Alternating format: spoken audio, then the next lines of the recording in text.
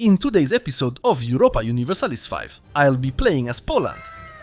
And that's because in this episode, I'd like to show you a new strategy focused on conquering those wealthy Silesian duchies. Wealthy because here you can find resources such as gold, silver, coal, and many other valuable raw materials. Thanks to that, they bring a significant amount of income to the treasury. There's just one small problem. Most of these duchies belong to the Kingdom of Bohemia, which by itself is capable of raising far more levies than Poland, and it's also a much richer country. We should also remember that Bohemia is part of the Holy Roman Empire, and it's even an elector within it, which means the emperor can come to their defense. Yes, this campaign will be a challenge, but I like when it hurts.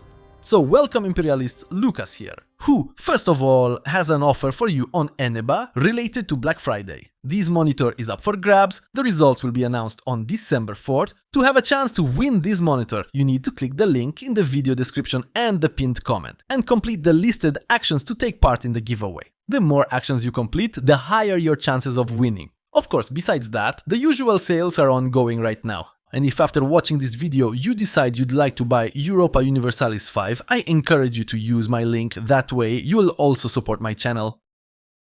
I won't be introducing Poland again, since I already did that in the previous episode, and the settings I'm playing on are mostly standard, because I want to play almost as if I were playing on Iron Man mode. So, I don't have missions enabled, because I believe they make the game too easy. The only thing I'm changing is the flavor, because I really want to create the Roman Empire as Poland, and I do not accept the name Byzantium. Let's begin. Basically, my opening moves are almost the same as before. In research, I'm focusing first on everything that speeds up overall technological progress and the introduction of institutions, and then I'm rushing toward increasing the number of RGOs in my country, construction and stability. This time I'm setting Bohemia, Moscow and Vladimir as my rivals, just to keep them out of my way. If I chose Volhynia and Halik as rivals, there would be a chance those countries might intervene in my war against Bohemia. And I don't want that. It will be super important to maintain good relations with Hungary, so I'm improving them right away, and soon I'll also work on gaining favor points. For now, I'll only improve relations with two of my vassals, I'm ignoring the rest. The initial cabinet actions are stabilization and legitimization of power. Oof, I don't have advisors as good as last time.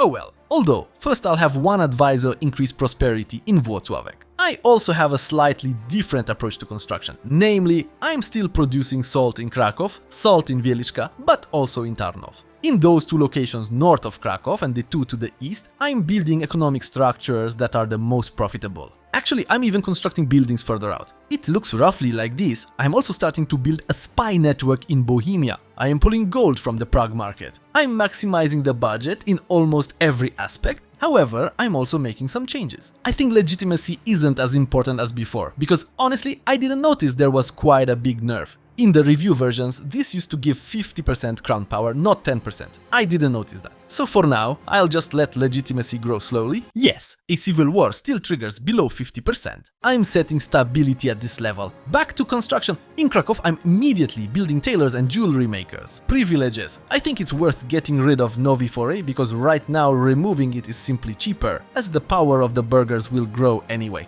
That's why I think it's better to lose 16 stability points now than more later. I grant treasury rights and road construction rights to the burghers. For the nobility, right before the war with Bohemia, I'll give the privilege that grants additional discipline. It really makes a difference. And now I can unpause and start the game. This time, when an agreement is reached between Hungary and Poland, I reject it. Luckily, that does not lead to the Polish-Hungarian alliance breaking. I do it because I plan to change the succession law later. In theory, that should allow me to save the later union over Halic, the death of the wife and 2 years of mourning for Casimir. And my theory, which I haven't tested yet, is that we will only save the union over Halic if we have a male heir as Piasts. Has anyone tried that? I keep focusing on expanding Kraków. After a moment, in Kraków I also start construction of a sergeantry. I will need that extra manpower, but it will also additionally increase the crown's strength. Very good, I'll get additional morale for as long as 10 years. I will definitely use that. I must offend the Bohemia because they stopped seeing me as a rival. The Gdansk matter and a few other provinces. And the funniest thing is, if I weren't playing with historical settings, there would be a chance I'd get that territory for free. I tested that. but as it is, you only lose some prestige. In return, this time, I received territorial claims for 15 years, and I must admit one commenter under my video was right, that it's worth focusing on developing the burghers in Krakow and taking advantage of the fact that I simply have 1000 burghers in reserve. Those buildings give a lot of income. Here another very nice event happened and I'll take extra diplomatic reputation. From Zlevik's last video I learned that it reduces aggressive expansion. Well, antagonism. And I was waiting for that event. Conflict over Wschowa. Yes, these territories belong to Poland and they were former Polish lands, and now we can use a situation occurring in the Kingdom of Bohemia. There will be a small rebellion and reach for that province. And what a surprise. So many people ask me how this union happens. Honestly, I have no idea. There should be an event related to the union over Halić, but somehow I've never had it even once. As for the war with the Bohemia, that war has to wait a bit, because I have a truce with them. Luckily it ends 3 months earlier than my casus belli expires, just so I don't miss it. First parliament, and the first thing I do, after the first month passes since it appears, is check whether Hungary has broken the alliance with me. Fortunately not. Unfortunately, sometimes the AI, through parliament actions, breaks the alliance with you and the game doesn't inform you about it. At least not yet. Wow, how amazing I turned Kazimierz into a city, but unfortunately I have to drop that, because I need to use the nobility again for a few things. First, to build some army tradition, because that increases my stats, and second, because I have high base support. But I must wait with the parliament action, because what I want to gain only lasts 3 years. So I prefer to do it just before the war with Bohemia. After I've used all my burghers, I will expand the scriptoria so I don't run out of books. Oh, war broke out in Bohemia. Great, that's probably it. Hey, smaller than I expected. I also place a new castle. Probably Ostro will be fine, but I'm not sure. I do it because there are simply forests here. After a while, when my legitimacy is already maxed, I start moving towards centralization of power. Although for now it's a slow process. As for idea choices, and I'll surprise you, I'm going the diplomatic route. I'll test whether it's worth having that extra diplomatic reputation and the ability to form faster casus belli. And Poland also earns quite a lot as a trade buffer. Although I won't hide that I'm a bit worried I won't have the Deus Vult casus belli because it's really good. In May 42, I take on the parliament. I would really like to build that city, it's so strong at the very start. But unfortunately I'll go with supporting the nobility's proposal. Army tradition is also nice, but I'm not sure if it only applies to the regular army. However, my real goal, just before declaring war, is to get those additional levies. They will simply be useful in that war. Besides that, I will also make changes in the law. And only that, so as to then secure the success of that debate. I marry my eldest daughter to the King of Hungary. I know that will mean the Piast dynasty will stop ruling Poland after some time, but still it will strengthen and cement relations between Poland and Hungary, because the future heir will rule both countries. All I have left is to make sure Poland becomes the more powerful country, which of course is easier said than done.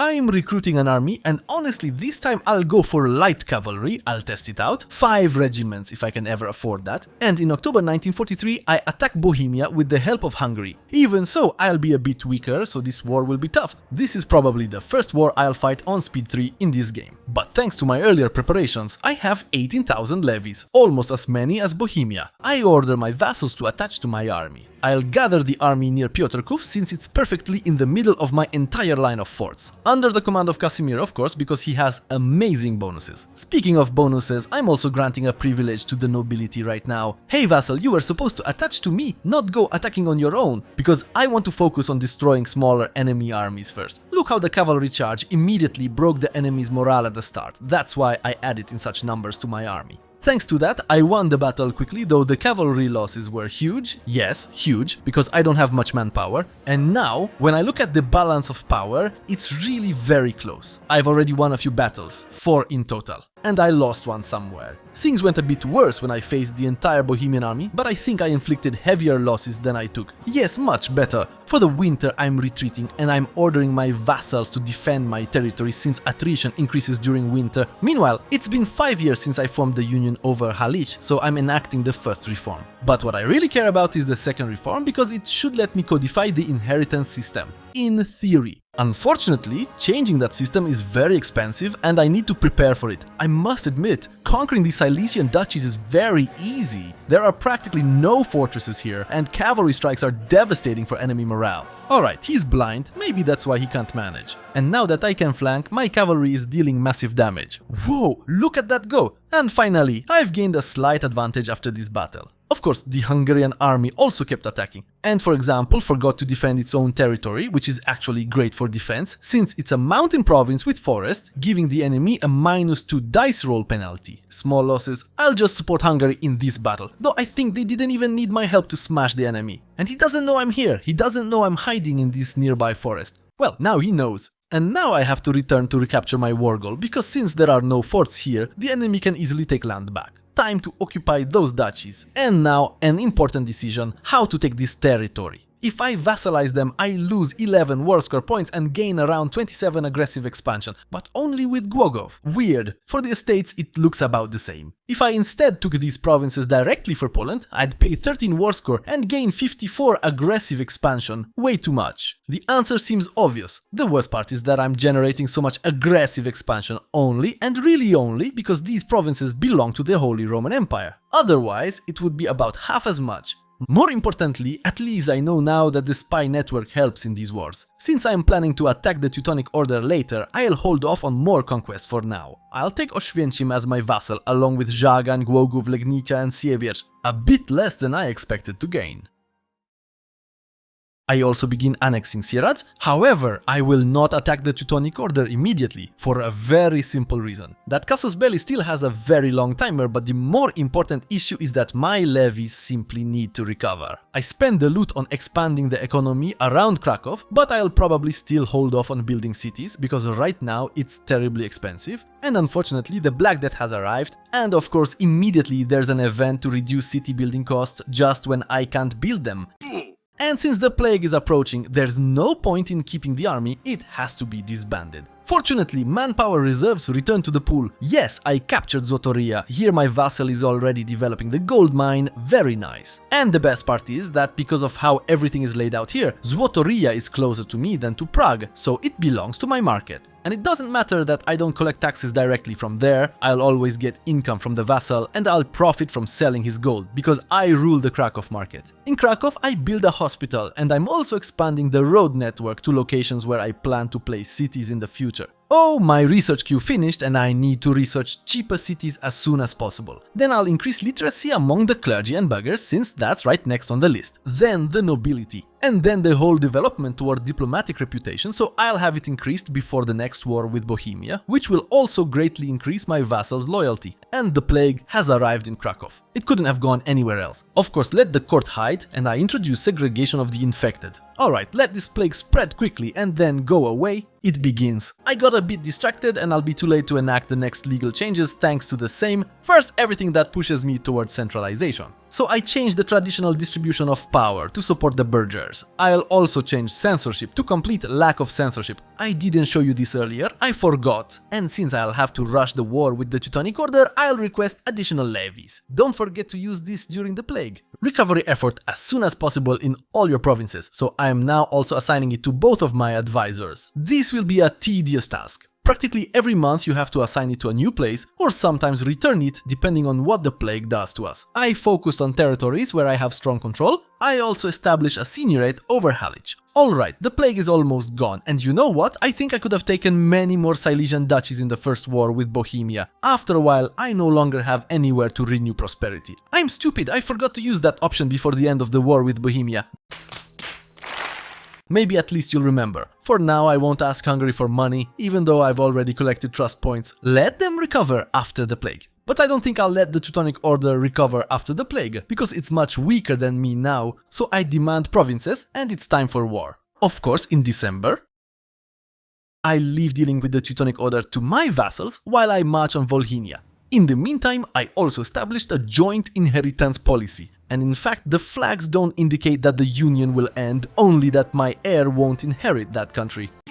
I have no idea what's going on with that, so I wrote to the devs, maybe in the next Poland episode I'll let you know. All the loot I got from the Bohemia I spent on settlements, literally all of it, but it was worth it. I'm building settlements because they increase population growth in those specific provinces by 1%, which is quite a lot in this game. Volhynia fell quickly since there's no fortress here. Now it's time to deal with the Teutonic Knights. And I'll tell you, I'll take all of Volhynia. Sure, I'm risking a coalition, but only from countries I don't care about at all. I also make sure there's no plague in the Teutonic Order's lands, so none of my armies die. And look, this time I lost only 463,000 people. And globally, 3 million fewer people died than before. It was almost 64 million last time. Even after taking provinces from the Teutonic Order, it's not bad. Here I see a threat only from the Hanseatic League side, Brandenburg, but that's a very weak country. There's no Silesian duchy here.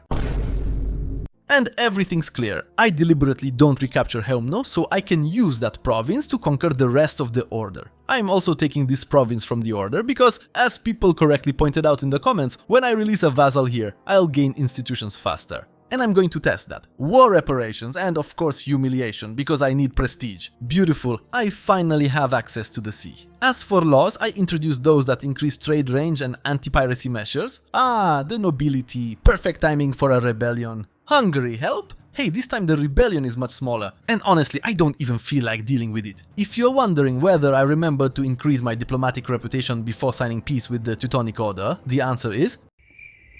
And the rebellion's crashed. No big deal. In the Volhynian territories, I'm creating a vassal, but not a historical one, because it would simply be too big. It's better to have several smaller ones. Oh, I'm almost at the limit. That's why I slightly increased my diplomatic spending, but I still have reserves. Now it's time for what Poles love most, high taxes. With that, I'll fund a few cities, especially since I'm about to unlock that technology. I'll also change mining rights toward plutocracy. I renew the Hungarian alliance, which is strange, I hadn't noticed it was gone, probably the parliament's doing. I'm also using the road construction cost bonus to expand the network a bit. In Krakow, I am building the royal court. And okay, I finally reached 50 stability points. I also have maximum legitimacy. I needed that to check what would happen if I changed the succession law. I mean, with Halich. Because for some reason, my heir doesn't inherit it right now. I changed the succession law so that my eldest child inherits, regardless of gender. But that costs a lot. Wow, that would be nice. And it doesn't work. And here I still can't request a law change.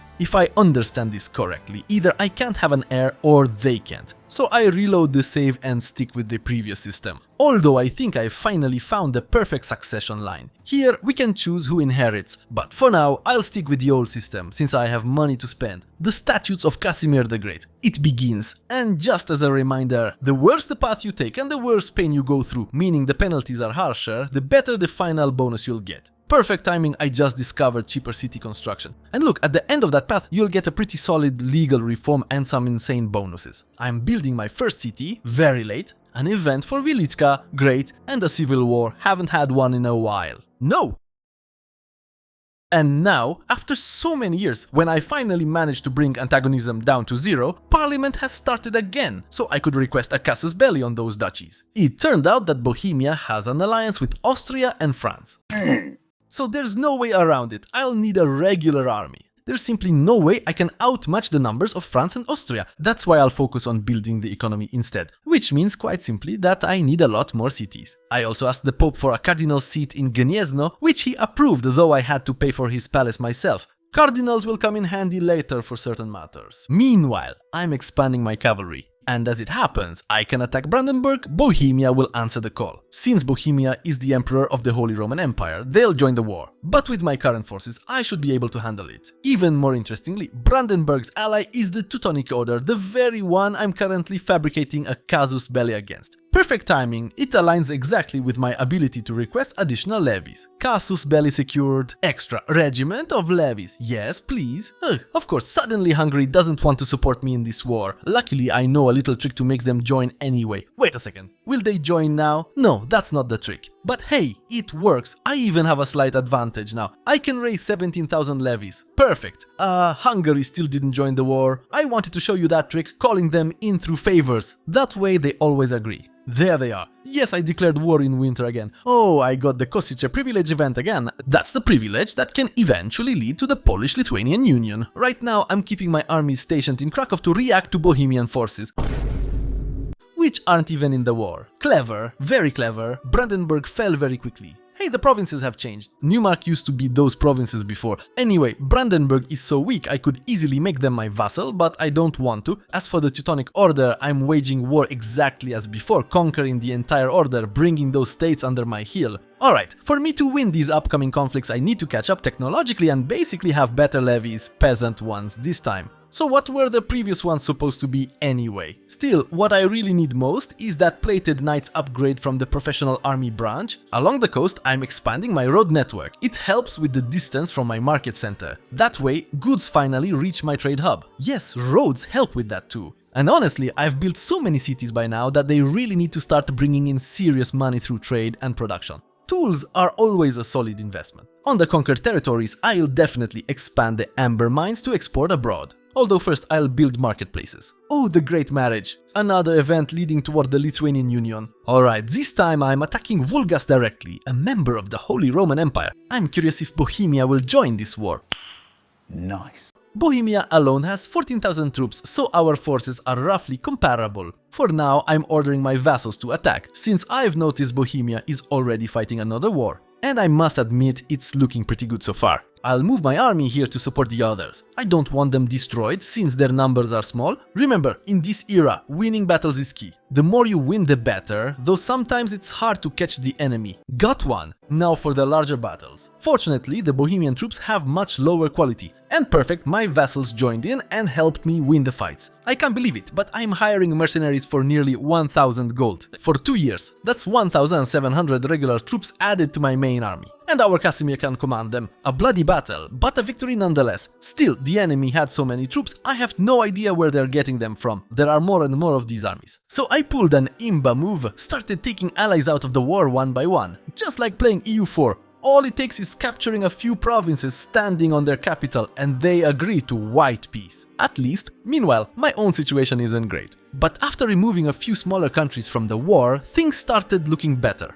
Alright, I'll skip Italy, that's just too far. And honestly, it's enough for me right now if I can break Bohemia's alliances with both France and Austria. I just checked, the cost of taking Silesian duchies is enormous. So instead, from Wolgast, I'll just take the coastal provinces to monopolize all the amber. And of course, I'll humiliate them too. And now, perfect timing, Casimir dies at the end of the war and a union forms because his daughter takes the throne. From what I can see, I'll be able to attack Bohemia again in 3 years. And they can't ally with France until 88, this works better than in EU4, so I'll hold off on this parliament session for now. Just making sure, yes, my next ruler, the one I'll be playing as, will rule over a truly powerful union. Hungary seems a bit too easy to get, honestly. And strangely enough, after Casimir's death, there's no noble rebellion. I jinxed it. Oh shit, here we go again.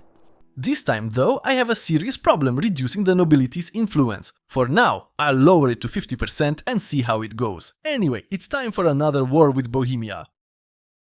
I'm starting a raid on Bitom, because why not?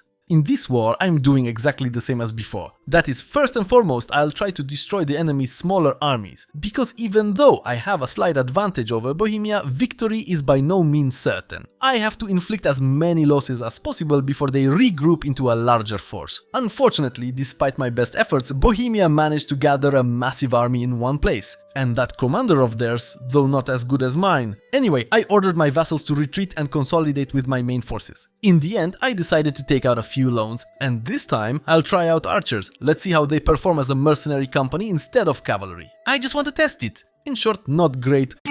And it led to a huge combined army battle. Though honestly, I don't see myself inflicting much damage on Bohemia. So yes, archers really perform terribly. But still, that battle seems to have been the one that finally tipped the scales in my favor. After a few more battles, I switched back, letting my vassals attack on their own since I now had the numbers advantage. In the end, I gained vassals worth 95 war score points. That allowed me to take quite a few duchies. Not the whole of Silesia yet, but I also took as much money and war reparations as possible. And now I have to deal with my bigger problem, finally putting an end to the nobility uprising. So I issued royal decrees, which cost me 20 stability points. I also began improving relations with all my newly acquired vassals, and started suppressing the noble rebellion. Help, Hungary, help! I don't know about you, but I believe that when I have fortresses, they should serve as bastions of royal authority, staying in my hands during rebellions. But instead, they just delayed the inevitable. I integrated Oświęcim, gaining 2 very good provinces. I'm turning both into cities. After the war, I also repaid my debts. And yes, I forgot about it again. What an idiot I am. Now, to finally end this noble rebellion, I need to have 31% crown power. But This time, I only have 24%. It's going to be tough. The nobility and the burghers are arguing about what the next parliamentary debate should be. I already know which one I want to hold, and I'm rejecting both their proposals, which pushes me further toward centralization. I'll have to lower taxes so that the estates move toward a satisfaction level that keeps them content. And now, unfortunately, our queen has died, which causes me to fall under a union with Hungary. Not great, but maybe I'll have some luck and manage it somehow, we'll see. From what I can see, for now I have to pass all the union laws again, so in fact I'm still a free country, just with a better ruler, which should increase the crown's authority. That's why in the parliament I hold a vote to increase royal power. And triumph of the crown, beautiful. This will terribly weaken the nobility, I gain increased crown power, I strip them of truly powerful rights. Although the one I'd like to take away, I'd actually rather leave them. I wonder if this is random. I reloaded and played the event again and it looks like yes, it's random, but it rolls separately each month. Well, you can exploit that cunningly. After the whole noble rebellion, their power was cut roughly in half. It fell from over 60% to 30%. Yes, I still want to get rid of that privilege. Anyway, now I must focus on making Poland the strongest country possible before Hungary forces me to enact more union laws. And so that Poland is senior over Hungary. And to smooth things over a bit with my estates, I canonize King Casimir III the Holy Great. Now it's time to deal with the next rebellions. Unfortunately, one by one, probably for each of my estates, I am also expanding general resource extraction. I just want to make sure I have at least about 40% control in my provinces and that there's no worker deficit. Then I can confidently click that button. The only exception I do manually from time to time is amber extraction, if possible. I didn't even notice when, but I exceeded 100 gold income, and that's mostly thanks to diplomacy. Bohemia is investing in Poland after all. As for my villages, once I fully develop their RGOs, I'll continue building trade villages here. Although in a place like Brzeźnica, where I have durable grain that gives me 5 food, I take a different approach. Here I'll focus on farms and irrigation, because both buildings give very large bonuses to food production. I also managed to improve the Prussian culture's attitude toward me. Well, my vassal simply asked me to. And yes, you have to wait for that. Strange that I don't have that option here. Ah, there it is. This action, however, can only be done once every 50 years. You have to be careful and decide which culture to accept and which to integrate. I'll have quite a lot of Prussian culture. They already improved relations towards me, so now I'll improve relations toward them. See, now there's a little plus sign. What does that give? It simply costs me less to tolerate or accept that culture. I don't have a large limit. In 1993, I do two things. First, I establish a seniorate over Hungary, and it will probably pass, since Hungary supports it too. And the second thing is I attacked Halic to seize those territories. Yes, I want a nicer thumbnail. My research queue finished. That means one thing, I need to introduce another institution. And I would really like banking, but I'll start with a professional army because it's much cheaper. The more an institution has spread through my population, the cheaper it becomes. Institutions spread basically thanks to three things: buildings like universities and libraries, roads, and trade routes. The first thing I research in the professional army is so I can have conscripted knights and then be able to build an armory in my cities. That will allow me to have men-at-arms as levies. And cannons will also be useful to take, for example, Bohemian fortresses faster. I established the seniorate over Hungary. And yes, Poland rules. The horde arrived, and right now I don't have to be so afraid of losing a battle with them because I have a massive numerical advantage. But the losses those horsemen will inflict on me, hey, it's not that bad. I also had to seize some territories from the horde, and this is very strange, but because Moldavia has those territories, even though I as Poland have the passage, I don't prolong that war and instead take most of Halic's territories without the capital, because it's too expensive. After this war, there's a rebellion, but not such a terrible one. So I order my army to do carpet sieges, and I don't deal with it personally.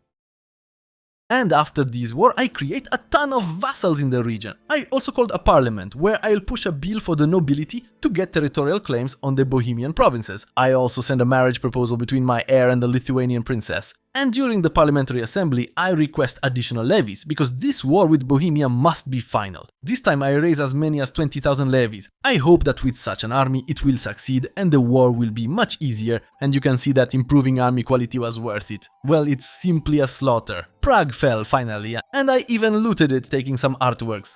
From the Austrians I'll take only war reparations plus money. After all, they are somehow a very weak country. and at the end of the war I release prisoners, it can be profitable. In this war I think I take basically all the Silesia I can from Bohemia. I only have Świdnica left to occupy. That's right. And honestly, at this point I've probably reached the maximum number of vassals I can have. I must start integrating them. And since precious metals appeared on my territory, I can introduce a monetary policy, and frankly I'll probably go for restricting gold exports. Although maybe that's not a good idea, since I sell a lot of it. I tested what pays off for me, namely a ban on gold export, because gold will be kept in the country and I'll be able to increase jewelry production, and the 5% increased mining and 10% trade advantage don't make up for the loss I get from minting 33% less coin. After conquering Silesia, I start improving relations with practically all the vassals here, because they are the first vassals I'll want to integrate now. These lands are rich and I want control over them, because I plan to do something. Silesia integrated, I also built bridges, maybe a bit too many, but I have the money. But I must admit I neglected the development of my cities a bit. First, I forgot to build temples. Each one increases control by 5%, which is quite a lot, so I'm catching up. But better still, temples also require resources to operate, and that will increase demand for those resources on my market.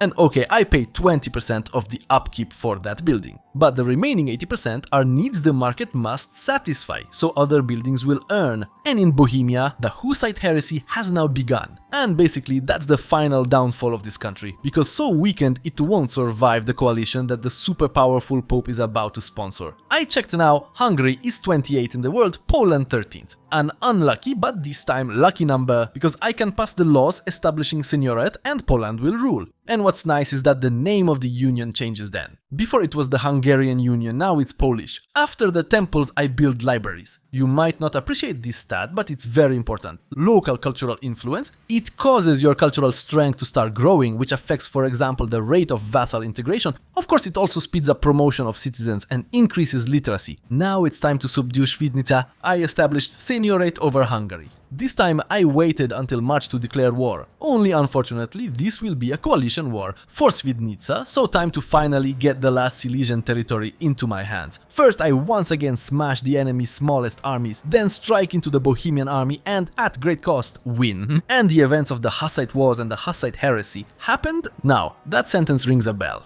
And Poland will answer. This is a moment to improve relations with Bohemia, but then I'll stand in conflict against the Pope. I wonder what will happen, since I'm at war with Bohemia. Actually nothing, but I did gain stability, and I must admit I like how these vassals act, much better than in EU4. After taking Prague, I take nearly 2000 gold from Bohemia, lots of war reparations, and more importantly, the province of Neumark. In the future I want to improve that border considerably. And I got rid of the biggest opponent. From the other participants in this Świdnica fracas I take war reparations, money and prestige, because that accelerates the drop in aggressive expansion. And I forgot about the cabinet again. Since I have a huge aggressive expansion from Świdnica, I fully annex it and the whole of Silesia is mine. I must admit I've made Poland rather richer, and significantly so. But I still have some plans for it, you'll see them soon. This is roughly how the world map looks in the year 1400. And in this video you can see a somewhat more peaceful Polish approach, good for the beginner.